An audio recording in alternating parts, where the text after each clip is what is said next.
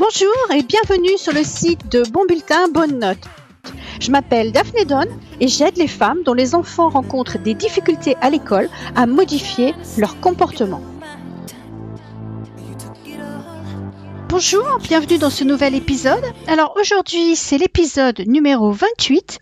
De quelles émotions avez-vous le plus besoin pour aider votre enfant ? Alors, vous le savez, j'ai créé Bon Bulletin, Bonne Note pour vous aider à aider votre enfant s'il rencontre des difficultés à l'école. Et la maxime que j'ai faite mienne pour mon site, c'est « Vous êtes la mieux placée pour aider votre enfant ». Alors, ce que je vois au quotidien, c'est que vous constatez que votre enfant a des difficultés, il ramène des mauvaises notes ou bien alors il y a des mauvaises appréciations de la part des professeurs. Et puis là, pour ceux qui ont passé des examens, vous venez de recevoir les résultats et peut-être qu'il a échoué. Bref, dans tous les cas, vous vous demandez ce qu'il faut faire pour l'aider. Et bien souvent, vous faites une recherche sur Google et vous tombez sur mon site. Alors, ce que je constate, c'est qu'il y a plusieurs profils, plusieurs types de parents. D'abord, il y a ceux qui trouvent que ce que je propose est un peu trop profond, trop intellectuel. Ils recherchent en fait une pilule magique. Alors, ils ne risquent pas de la trouver sur mon site, d'accord ? Et alors, du coup, ils quittent très vite le site. Moi, personnellement, je me dis, tant mieux, parce que de toute façon, nous ne pourrions pas travailler ensemble. J'ai vraiment rien, moi, à leur proposer, d'accord ? Ensuite, il y a le profil de ceux qui sont intéressés par ce que je propose. C'est en effet un concept qui est complètement nouveau. Ça n'a rien à voir avec des cours de soutien, avec ce que peut proposer un professeur particulier, puisque c'est beaucoup plus psychologique, on va dire, et je suis même pas sûre que ce soit le terme approprié exactement, d'accord ? Bref, ceux qui s'intéressent à mon approche, vont commencer à écouter mes podcasts, à me poser des questions, mais pour une partie d'entre elles, puisque finalement vous êtes très très majoritairement des mamans, je crois que je reçois en séance de coaching seulement 1% d'hommes, d'accord ? Bref, une partie d'entre vous, bien qu'intéressées par mon approche pour modifier le comportement de votre enfant, elles vont se sentir complètement dépassées. Alors d'ailleurs, j'ai quelques anecdotes à ce propos, parce que très régulièrement, je reçois par mail ou bien ce sont des commentaires sur Facebook, ce sont des messages qui me disent clairement qu'il faut que j'arrête de culpabiliser les mamans, que la scolarité de leur enfant ne regarde que les professeurs par exemple, etc., etc. Alors évidemment, ce sont des mamans qui ne connaissent pas du tout mon travail parce que bien sûr, sinon, elles auraient compris depuis longtemps déjà que je ne peux pas être responsable des émotions qu'elles ressentent, ni la culpabilité, ni le découragement ou même le je m'en foutisme. Ces émotions-là, elles les créent toutes seules et je les invite à écouter le podcast de la semaine dernière, être responsable émotionnellement. De la même façon, donc, il y a ces mamans qui ressentent de la culpabilité en lisant mes recommandations, il y en a d'autres, et vous en faites peut-être partie, qui se sentent dépassées. Alors, le problème, si c'est ce qui se passe avec vous, et j'espère que vous allez en prendre conscience là, exactement au moment où je vous parle. Le problème, c'est que si en écoutant mes recommandations, vous vous sentez dépassé, il y a de grandes chances pour que cela vous bloque. Et c'est vraiment pas mon but. Si vous vous sentez dépassé, probablement que vous n'allez prendre aucune action et vous vous dites que tout simplement, vous ne savez pas par quoi commencer. C'est tout ce que je ne veux pas. Je suis sûre que ce n'est pas ce que vous voulez non plus, puisque ce que vous voulez, vous, c'est d'aider votre enfant à faire mieux à la rentrée prochaine. Mais qu'est-ce qui peut bien faire que certaines d'entre vous se sentent dépassées ? Une petite idée ? Si vous avez écouté mes podcasts précédents, vous savez que nos émotions sont créées par nos pensées et non pas par nos circonstances. Ça, c'est l'outil CFPR qui nous le dit. Le fait que vous écoutiez mes recommandations, ça, ce sont vos circonstances. Si vous vous sentez alors dépassé, c'est à cause des pensées que vous avez alors en lisant ou en écoutant mes podcasts.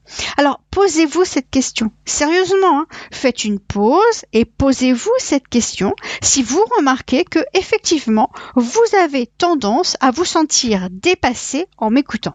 Cette question, c'est qu'est-ce que je pense en écoutant ce podcast ?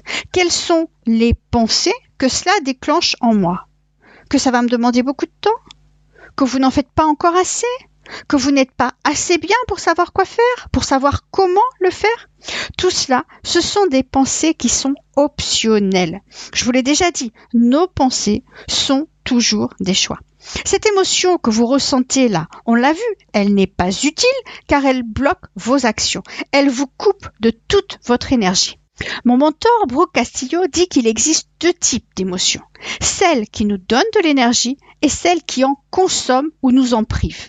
Quand je me sens dépassée par quelque chose, mon énergie vitale est bloquée. Elle est bloquée au niveau des 3 centres énergétiques inférieurs qui correspondent aux 3 centres de conscience inférieurs dont j'ai déjà parlé dans un précédent podcast. Et je vous invite à l'écouter ou le réécouter. Et il y a maintenant des études qui prouvent ce que je vous dis là.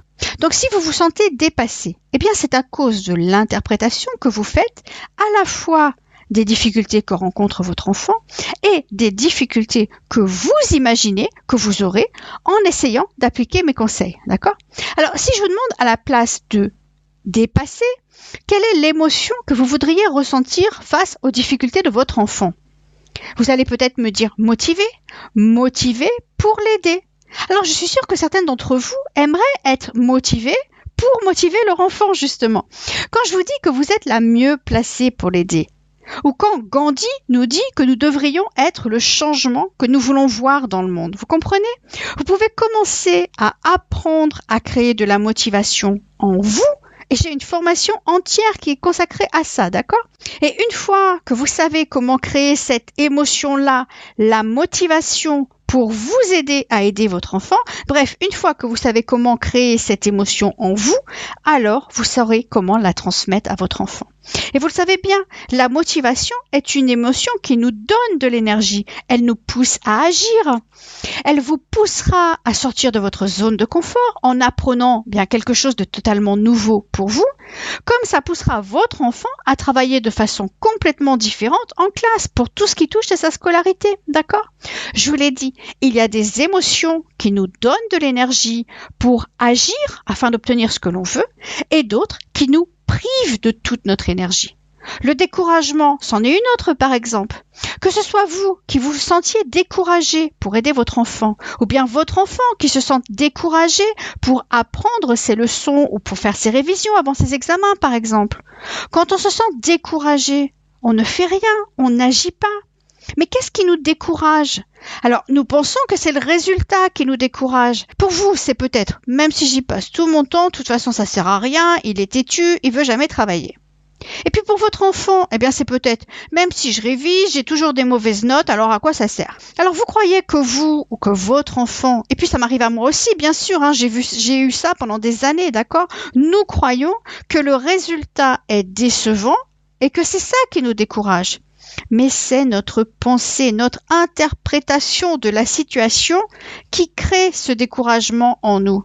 Si je décide à l'avance de l'émotion qui va créer de l'énergie en moi dont j'ai besoin pour agir, alors je vais obtenir le résultat que je veux. Si j'ai espoir que mon enfant s'en sorte mieux à la rentrée prochaine, eh bien alors ça ne vaut rien de bon. Parce que je vous l'ai souvent dit, je n'aime pas l'émotion d'espoir car elle ne crée pas d'énergie en nous. L'espoir, c'est passif, c'est totalement passif. Si vous avez juste espoir que votre enfant s'en sorte mieux à la rentrée, eh bien vous n'allez pas agir. Alors que si vous êtes motivé pour aider votre enfant coûte que coûte avant la rentrée, pour que cette année ne soit pas comme la précédente, alors vous allez avoir l'énergie dont vous avez besoin pour agir. C'est cette émotion de motivation qui va créer cette énergie pour agir. Vous comprenez comment ça se passe? C'est ça la vérité. Si vous êtes capable de reconnaître l'émotion qui est en vous, qu'elle soit induite par des pensées conscientes ou inconscientes, alors demandez-vous si elle vous pousse à agir vers le résultat que vous voulez ou pas. Est-ce que l'émotion crée pour vous l'énergie dont vous avez besoin pour agir vers ces résultats que vous voulez? Tenez, je vais vous donner ici une liste d'émotions qui créent de l'énergie en nous. Motivé, ça on l'a déjà dit. Discipliné, bien sûr, et ça j'en ai parlé longuement dans le podcast précédent. Inspiré, excité, décidé, fasciné, curieuse, déterminée, attentive, concentrée, courageuse, active, dynamique, enjouée, coopérante. Vous voyez, ces émotions-là, elles nous poussent à agir. Alors, est-ce que ce sont les émotions que vous ressentez quand vous pensez à aider votre enfant? Si ce n'est pas le cas, eh bien, commencez par ça. Ensuite, quand vous serez capable de créer ces émotions-là en vous, pour aider, pour encadrer, pour éduquer votre enfant, vous pourrez l'influencer. Vous pourrez lui dire comment faire ça en lui aussi, pour qu'il crée les émotions qui seront utiles à sa scolarité. Je le dis souvent, les bons élèves ont déjà appris à créer les émotions qui servent leur scolarité naturellement, sans y réfléchir plus que ça. Et c'est en ça que l'environnement familial a une incidence sur la scolarité d'un enfant. Certains enfants, par mimétisme souvent, savent déjà se concentrer pour lire, pour réviser, pour faire leurs devoirs depuis leur plus jeune âge. D'autres, vont devoir l'apprendre juste un peu plus tard, mais rien n'est perdu. D'accord ? Alors pour conclure, n'oubliez pas que si vous avez besoin d'aide, j'ai la formation en ligne Apprenez à votre enfant à créer sa propre motivation. Dans cette formation, je vous apprends la théorie et ensuite je vous montre comment l'appliquer à votre enfant. Je viens d'en parler suffisamment ici. Je suis sûre que vous voyez comment cela peut vous aider. Et puis si vous voulez une aide bien plus spécifique, je vous propose toujours une séance de 45 minutes pour voir avec vous comment je peux vous aider plus particulièrement. Je vous attends. Vous trouverez comme d'habitude la référence à tout ce dont j'ai parlé ici dans la partie référence qui se trouve juste en dessous de ce podcast. Je vous dis à très bientôt, à la semaine prochaine. À bientôt, bye.